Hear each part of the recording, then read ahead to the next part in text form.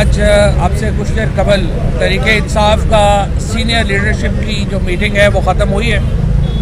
उसमें अहम फैसले जो हैं वो किए गए हैं और उन फैसलों की तफसील जो है वो मैं उससे आपको आगाह कर देता हूँ। सबसे पहले तहरीके इंसाफ जो सिंध के अंदर जो जिस तरीके से इलेक्शंस हुए हैं, जिस तरीके से धांधली की एक नई वहाँ पे मसालें कायम कर दी गई हैं, हम इन नताइज को, इन इंतखाबात को मुस्तरद करते हैं और हम ये मुतालबा करते हैं कि इन इलेक्शंस के ऊपर एक मुकम्मल तहकीकात कराई जाए। जिस तरीके से इन इंतखाबात में सरकारी वसाइल इस्तेमाल किए गए, जिस तरीके से इंतखाबात को पहले तो डिले किया गया, फिर वोटिंग की शरह को कम करने के लिए आपने देखा कि एक बाकायदा मनसूबाबंदी के तहत वज़ीर दाखिला राना सनाउल्लाह ने और ख़ुद पीपल्स पार्टी की हुकूमत ने बार बार कराची के शहरियों को ये कह के इन इंतखाबात से दूर रखने की कोशिश की कि यहाँ पे तो धमाके हो सकते हैं, हमारी अमन व अमान की सूरत हाल ही बहुत ख़राब है। अब अगर जो हुकूमतें हैं अगर वही अपने शहरियों को डराने पे आ जाए और ये बताने पे आ जाए कि आपने घरों से नहीं निकलना, तो जाहिर है कि वोटिंग की शरह मुतासर होनी थी और वोटिंग की शरह उससे मुतासर हुई। और इसके बाद जो जिस तरीके से फॉर्म्स की तब्दीलियाँ हैं वो अब सारी वीडियोस आपके सामने हैं। आपने खुद देखा है कि किस तरीके से यहाँ पे ये कराची के जो इंतखाबात हैं उनको मुतासर किया गया, किस तरीके से कराची के इंतखाबात जो हैं उनको एक मजाक बनाया गया। इसको हम जो है वो मुस्तरद करते हैं। और आपने देखा कि कम अज़ कम 3 दिन कराची ही के इंतखाबात के नताइज नहीं आ सके। वो नताइज इसलिए नहीं आ सके और आज पाकिस्तान के लोगों को ये बात अच्छी तरह समझ आ गई हो गई कि क्यों इलेक्शन कमीशन EVM की मुखालफत कर रहा था, क्यों एक पूरी लॉबी जो थी उस वक़्त की एस्टेब्लिशमेंट और उस वक़्त जो नून लीग और पीपल्स पार्टी क्यों ये कह रहे थे कि आप इलेक्ट्रॉनिक वोटिंग मशीन्स ना लेके आएँ। क्योंकि अगर आपके पास इलेक्ट्रॉनिक वोटिंग मशीन्स होती जो हमने बना ली थी और हम कह रहे थे इलेक्शन कमीशन को कि आप अगले इलेक्शन जो हैं वो EVM के ऊपर लेके जाएं, अगर आप EVM के ऊपर होते तो आपके नताइज तो अगले आधे घंटे में आ जाते और फिर आप वोट टैंपरिंग नहीं कर सकते, फिर आप फॉर्म टैंपरिंग नहीं कर सकते। और ये एक दफ़ा फिर रिमाइंडर है कि किस तरह से इन्होंने एक इलेक्शंस को रिग करने के लिए इलेक्ट्रॉनिक वोटिंग मशीन नहीं आने दी। इसके बाद मैं आपको बता देना चाहता हूं कि आज जो है अब से कुछ देर के बाद खैबर पख्तूनख्वा की असम्बली की तहलील जो है वो हो जाएगी और खैबर पख्तूनख्वा की असम्बली की जो तहलील की समरी है वो अब से कुछ देर के बाद खैबर पख्तूनख्वा के वज़ीर आला गवर्नर साहब को भिजवा देंगे। मैं गवर्नर साहब से उम्मीद करता हूं कि वो आइन के ऊपर अमल दरामद करेंगे और जिस तरह पंजाब के गवर्नर ने 48 घंटे इंतज़ार किया, आप इंतज़ार नहीं करेंगे और असम्बली को तहलील करके हम इंतखाबात की तरफ बढ़ेंगे। ये दोनों वो वादे थे जो इमरान खान ने 26 नवंबर को रावलपिंडी के जलसे में किए थे और अल्हम्दुलिल्लाह हमें अल्लाह ने ये तौफीक दी कि हम ये वादे जो हैं वो पूरे कर पाए।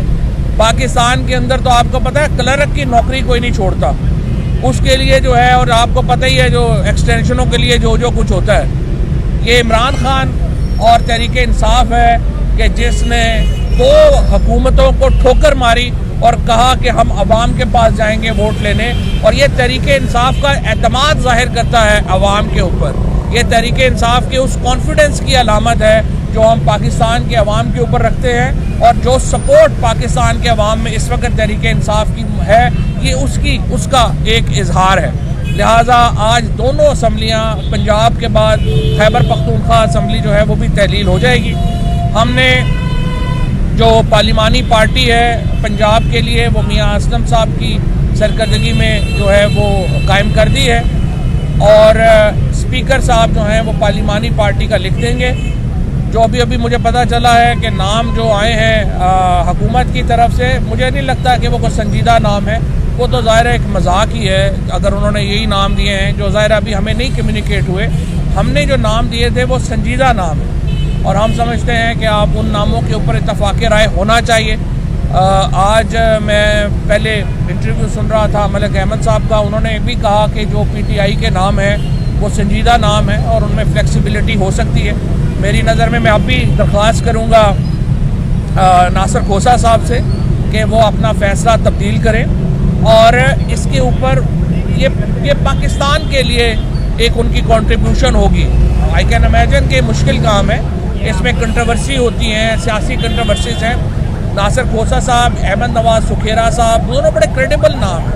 अहमद नवाज सुखेरा साहब ने हमारे साथ भी काम किया है और वो मौजूदा हुकूमत के कैबिनेट सेक्रेटरी हैं। सो आप इमेजिन कर सकते हैं कि वज़ीर-ए-आज़म का भी उन्हें पूरी तरह एतमाद हासिल है। और इसी तरह से नसीर साहब जो हमारा तीसरा नाम है, उनके ऊपर भी जो इस वक्त चौधरी शुजात साहब का और जो बाकी इस वक्त हुकूमत में लोग शामिल हैं, उनका करीबी उनसे एतमाद का ताल्लुक है, तो उनके ऊपर भी कोई मसला नहीं होना चाहिए। लेकिन जो दोनों ब्यूरोक्रेट्स हमने सेलेक्ट किए हैं, नासिर खोसा साहब और अहमद नवाज सुखेरा, पूरी ब्यूरोक्रेसी और पाकिस्तान के लोग जो हैं वो यकीनन उनकी इंटेग्रिटी के ऊपर, उनकी जो एक कद है पाकिस्तान की सिविल सर्विस के अंदर, उससे वाकिफ़ हैं। और मेरी ख्याल में वो उनमें से अगर किसी पे भी इत्तफाक हो जाए, ये बड़ा खुशाइंद होगा और हम इसके ऊपर जो है वो आगे बढ़ें। इसके साथ साथ हमने आज जो इमरान खान साहब की JIT को जिस तरीके से कवर अप किया जा रहा है, उसके ऊपर सीनियर लीडरशिप ने बड़े अफसोस का इजहार किया है। हम ये देख रहे हैं कि मुसलसल, पहले आप देखें इमरान खान के ऊपर हमला हुआ 1867 से, ये कानून है कि जो कंप्लेनेंट है वो FIR करवाता है। 150 साल की तारीख में पहले इमरान खान और फिर आज़म सबाती के लिए यह कानून तब्दील कर दिया गया। कंप्लेनेंट को हक नहीं है कि वो FIR कराए, पुलिस खुद FIR कराने चली गई। उसके बाद JIT नहीं बनने दे रहे थे, बड़ी मुश्किल से JIT बनी। उसके बाद JIT के मेंबरान को ताकतवर हलकों की तरफ से पैगामात आए कि आपने ये करना है, ये नहीं करना। JIT वाले बेचारे जो हैं वो भाग गए। लोग JIT का मेंबर बनने को तैयार नहीं है। ये इस मुल्क में रूल ऑफ लॉ का हाल है, ये इस मुल्क में प्रेशर का हाल है। चाहे वो अरशद शरीफ का तहकीकाती कमीशन हो, उसका भी हाल आप देख ही रहे हैं जिस तरह का वो चल रहा है। और ये इमरान खान का जो जॉइंट इन्वेस्टिगेशन टीम है, इसमें भी आप देख लें। ये पाकिस्तान में, इसीलिए हमने पहले भी कहा था, हम फिर ये समझते हैं कि चीफ जस्टिस साहब, इमरान खान के ऊपर हमला कोई एक आम बात नहीं है। ये पाकिस्तान के साबिक़ वज़ीर-ए-आज़म के ऊपर, पाकिस्तान की सबसे बड़ी सियासी जमात और इंशाअल्लाह पाकिस्तान के अगले वज़ीर-ए-आज़म को एलिमिनेट करने की साजिश है। ये जिस तरीके से आपने ये इसको लाइटली लिया है, इसके नतीजे में पाकिस्तान को शदीद नुकसान होगा। पाकिस्तान की जो एक, समझिए कि जो हमारी पॉलिटिकल एक हमारा जो माहौल है वही तबाह बर्बाद हो जाएगा। ये इमरान खान जो पाकिस्तान के इंशाअल्लाह अगले वज़ीर-ए-आज़म हैं, जिस तरीके से उनको एलिमिनेट करने की कोशिश की गई है, उसके ऊपर हम मुतमईन नहीं हैं। और हम ये समझते हैं कि जो तफ्तीश हो रही है उसके ऊपर हम मुतमईन नहीं हैं और उसमें ज़रूरत है कि उसको चीफ जस्टिस साहब उसका नोटिस लें और इसके मुताबिक जो है वो आगे बढ़ा जाए। अच्छा, अब हमने जो मामला है असम्बलियों का, फेडरल गवर्नमेंट का, जैसे कि मैंने आपको बताया है कि 2 असम्बलियाँ तहलील हो चुकी हैं। अब हमारा तमाम तर फोकस ये है कि वफाकी हुकूमत जो है वो उसको घर भेजा जाए।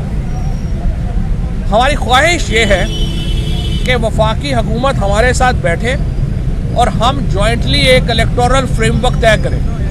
पाकिस्तान की जो मईशत का क्राइसिस है वो बहुत बड़ा है, लेकिन वो डील हो सकता है। नामुमकिन नहीं है पाकिस्तान की मईशत को फिक्स करना, लेकिन उसकी पहली शर्त यह है कि पाकिस्तान के अंदर एक पॉलिटिकल स्टेबिलिटी हो, एक सियासी इस्तेहकाम हो।